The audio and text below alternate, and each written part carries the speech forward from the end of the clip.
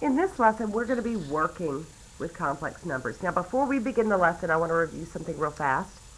I want to review the difference of squares pattern. And if you remember from our other lessons, there's also another special name for when we had two things that when you multiply them together, and one of them is subtraction, and one of them is addition, called conjugates. Now, something beautiful always happens when you multiply conjugates together. A times A gives me A squared. A times B is AB. Negative B times A can be written as negative AB. And negative B times B is negative B squared. Your middle terms always divide to 0. And add to 0. And you're always left with A squared minus B squared. Every single time. Now, we used those conjugates to rationalize your denominator earlier in this unit. So I wanted us to make sure we remembered how to work with conjugates and what a conjugate meant. All right, now let's continue on. And I'm going to go through each concept very simply. Addition and subtraction. When you're working with complex numbers, just combine like terms. So let's look at this one. This is subtraction. And there really can be two ways that you approach this problem. So I'll work out both ways, just for those of you who like to see it both ways. If you're subtracting, 2 minus 3 gives you a negative 1. Then negative 5 minus a negative 1 is going to give me a negative 4i. Now, some people don't work that way. Some people like to take that negative 1 that's in front of there and distribute it. Now remember, since this is a minus sign between these two parentheses, we are not multiplying them together. We are subtracting these two binomials. So some people like to go through and distribute, because that's kind of like having a negative 1 there. Negative 1 to 3 is negative 3. Negative 1 times negative I gives me a positive I. And if I combine like terms, my real parts, I have a 2 and a negative 3, which gives me negative 1. Negative 5i and a positive I gives me negative 4i. Now, distributive property works just like it always has. Negative 2i times 4 gives me negative 8i. Negative 2i times negative 10i, that's going to give me a positive 20i squared. Now, I want you to remember something from our definition. When we defined I squared is negative 1. The only thing that when you square it, you get a negative back.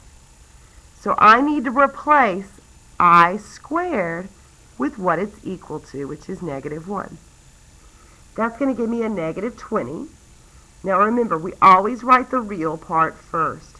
Kind of like the imaginary friends. They're never allowed to sit in the front of the car. Bless their hearts. So we always write the real part first. Next one. Multiplying. Now notice here, we've got addition and subtraction. These are conjugates. And since it's complex numbers, they're called complex conjugates. So let's multiply these together. 3 times 3 is 9. 3 times negative 4i is going to give me negative 12i. 4i times 3 is 12i. 4i times negative 4i, negative 16i squared. Middle terms go away just like we expected. So I have the 9, those are gone. I have the negative 16. I squared is really negative 1. That's going to become a positive 16 plus 9 is 25. Now, division. Easiest way to work with division is to rewrite a division problem as a fraction. So we'll rewrite it as a fraction. And now we look really closely. We have I in the denominator. If I remember, I is the square root of negative 1. Am I supposed to have a radical in the denominator? I don't think so. So I need to figure out what I can multiply by to get rid of that radical, which I really is. We don't want it down there. So I need to multiply the numerator and the denominator by the same thing. So I'm multiplying by a version of 1. I need to multiply by 1 plus 2i. I want to multiply by the conjugate. Now we have to be very careful here and distribute carefully in the numerator and the denominator. 5 times 1 is 5. 5 times 2i is 10i. 3i times 1 is 3i. 3i times 2i is 6i squared. Sorry, you sound like a pirate.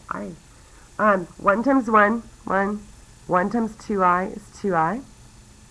Negative 2i times 1 is negative 2i. Negative 2i times 2i is negative 4i squared. We have 5, 10i, and 3i. That's going to be 13i. 6i squared. Now remember, I squared is negative 1. So that's going to become a minus 6. In the denominator, I've got 1. Those go away. It's going to be a negative 1. So negative 1 times negative 4 is going to be plus 4. The 5 and the negative 6 become negative 1 plus 13i over 5. Now, why did the I come last?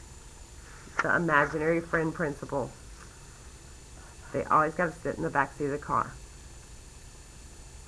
Now, I'm going to use a picture here from an earlier lesson to talk about absolute value. The absolute value of a number is always its distance from 0. So if we look at C right here, C is negative 2. The absolute value of negative 2, well, we know it's 2, but why? Well, that's because it's 2 steps from the origin. Now let's look at B. B is on the imaginary plane, but if I'm asking what its absolute value is, we're still talking about how many steps is it from the origin, from 0. So 1, 2, 3.5. Now let's look at a complex number. It is in both parts. This one is 2 parts real and negative 3 parts imaginary. Its distance from the origin is that length right there. So watch what happens when I draw that in. To find that distance, look at what's immediately formed here. We have a very, very nice right triangle. This side is 2, this side is 3, because we went 2 steps this way, 3 steps that way. We can find that distance there using good old Pythagorean theorem. The hypotenuse squared is going to equal 2 squared plus 3 squared. So that absolute value of 2 minus 3i has to equal the square root of 2 squared plus 3 squared. Right? That's 4 and 9. So that's the square root of 13. Now what if I wanted to know what other numbers had that same absolute value? Well, this is pretty neat because I can make the same triangle by going 2 this way and 3 down. What about 2 this way and 3 up? 2 this way and 3 up. Could I also have gone 3 right and 2 up? I could have. So you end up with this neat little idea. 2 down, 3 down, 2 this way, 3 up. 3 over, 2 up. 3 over, 2 down. You can make all these different triangles that have that same distance from the origin. You can actually make a whole circle by the end of it. But there are infinitely many points that are the same distance from your origin.